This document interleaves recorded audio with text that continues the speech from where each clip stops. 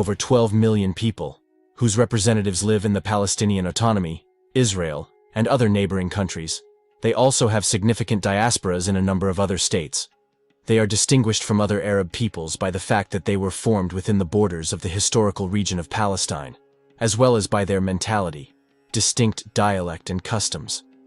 More than 4 million Palestinian Arabs live in the Palestinian National Authority. Jordan and Israel have the second largest population, with approximately 2 million Palestinians each.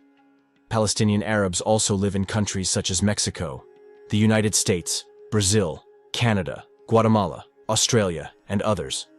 The total number at this time is approximately 12 million. Palestinian belongs to the Syro-Palestinian subgroup of the Eastern dialects of Arabic. It is quite widespread among Palestinian Arabs. It is also spoken in Israel and a number of Middle Eastern countries. The Palestinian dialect is characterized by region-specific features. Jerusalem, Shechem, and Hebron use an urban dialect that has had a significant influence on Jordanians, so their language is generally similar to Palestinian. Gaza uses a variety of dialects, and Palestinian in particular has blended with Egyptian dialects. Palestine is a land of many peoples and cultures with an ancient history and rich cultural heritage. The Palestinians are the people who occupy the land between the Mediterranean Sea and the Jordan, and who have their own traditions, customs, and language. Today, Palestine is a place where Eastern and Western cultures combine, and where one can find many attractions that attract tourists from all over the world. The culture of Palestinians is linked to their history, traditions, and faith. Their cuisine, music, dance, and crafts have their own characteristics and unique style. They value family traditions, and socializing with relatives and close friends is an important part of their life. If you ever visit Palestine, you can familiarize yourself with the many sites that are located throughout the country. The city of Jerusalem is one of the holiest places in the world for Jews, Christians, and Muslims, and it is full of historical sites and museums that will impress all visitors without exception. You can also visit the ruins of the ancient city of Jericho, home to the oldest settlement in the world. A brief history of Palestine. First there was Canaan, a narrow area along the shore of the Mediterranean Sea where Semitic peoples lived. Regardless of which version of the origin of the Jews you adhere to, the local, Canaanite, or alien, biblical, it should be recognized that the rule of the Israelites over the region was never quite complete. In addition to the Jews, there were other Semitic peoples and tribes, as well as ethnic groups of other origins. Among the latter are the Philistines, possibly Indo-Europeans, possibly from Crete, as well as all the other peoples who invaded over the millennia: Persians, Greeks, Romans, Arabs, Crusaders, Seljuks, Mongols, Ottoman Turks, and even colonial Europeans. Even before Christ, the Jews and other inhabitants of the region had lost complete authority over their land. From then on, they were ruled by one conqueror or another. In the Roman era, for a series of successive rebellions, the Israelites were first expelled northward to Galilee, after which they dispersed throughout the world. At the decline of antiquity, only a Hellenized Christian population of both Semitic and other origins remained here. The climatic changes of the early Middle Ages caused the local population to decline greatly. Due to a succession of external invasions and wars, it steadily declined until our time. Over time, Muslims gained a demographic advantage over Christians. The fewest people lived here during the last centuries of Ottoman rule. At the end of the 18th century, the population of the region fell to between 150,000 and 200,000. Slow growth began only in the middle of the 19th century. During the reign of Muhammad Ali of Egypt, a semi-independent Ottoman vassal, the influx of Muslim immigrants began. And after the anti-French revolt in Algeria in the 1830s and 1840s, those who were defeated traveled here. Still, the Arabized population of this Ottoman province remained extremely small. Gogol visited the Holy Land in 1848 and found it desolate and deserted. In 1869, Mark Twain visited the Holy Land and shared the Russians' opinion.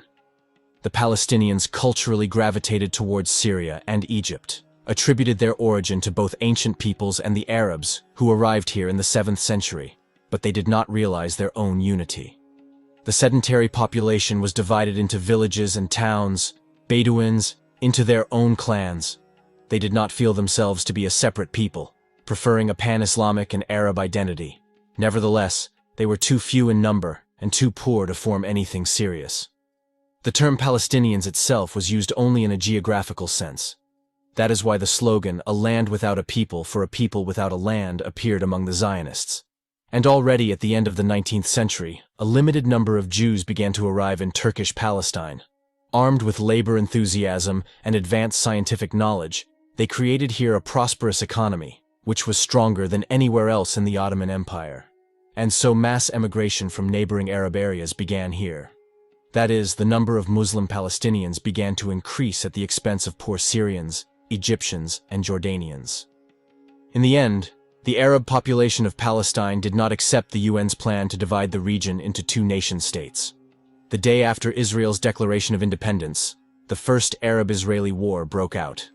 Palestinians partly fled, partly were expelled, but the bulk remained in Israeli or assigned territory. In many ways, the identity of the Palestinians as a separate Arab nation was formed in the second half of the 20th century, on the basis of a shared confrontation with Israel. Everyone, even recent Syrians and Egyptians, began to call themselves Palestinians. That is why Israel recognizes their right of return only to a limited extent. Palestinian society in the West Bank and Gaza Strip is distinguished by three forms of family ties, namely tribes, clan, hamula, and prominent families, urban elite, a formation typical of Arab countries in the Ottoman Empire. Each of these types has a similar and broad character of intra-clan relations. There are also obligations, certain forms of ethics, especially male population, informal forms of relationships and cultural frameworks. These constituent elements of intra-clan relations have a distinctive character. The southern part of Palestine was inhabited by 4 Arab tribes, comprising a large number of clans and distributed over the Bir al-Saba, or Be'er Sheva district, as well as most of the Negev desert. These tribes lived in a rather closed community, and for this reason have preserved the ancient Arab traditions. The 4 tribes bear the following names: Al-Jabarat, Al-Tayahi, Al-Tarabin, Al-Azazime. Some authors claim that the Palestinians are descendants of the original inhabitants of Palestine, who lived here before the Jews settled the land in the 13th century BC. This is the view of the left-wing Israeli politician and journalist Uri Avnery. According to these authors, the Palestinians are descendants of Canaanites and Philistines, mixed with descendants of other peoples who invaded Canaan throughout history: Babylonians, Hittites, Egyptians, Jews, Persians, Greeks, Romans, Arabs, and Turks. According to this version, in the 7th century after the Arab invasion, the local population embraced Islam and gradually adopted the Arabic language. Yasser Arafat claimed to be a descendant of the ancient pre-Jewish population of Canaan. This, according to the Palestinians, proves their right to Palestine, since according to this version they appeared in the country even earlier than the Jews who came from Egypt. Most genetic studies indicate a high similarity between the genes of Jews and Palestinians. According to some researchers, up to 85% of Palestinians have Jewish roots, and Jewish customs were common among them until recently. However, other researchers point out that Arabs in general, not just Palestinians, have even stronger genetic similarities to Jews than Palestinian Arabs in particular. In doing so, they suggest that the genetic affinity of Jews and Palestinian Arabs should be viewed in the context of the genetic affinity of Jews and Arabs in general. James Parks, one of the specialists in Palestinian history, denies attributing Palestinians to any one particular people, including Arabs. That's all for now. Subscribe to the channel and hit the like.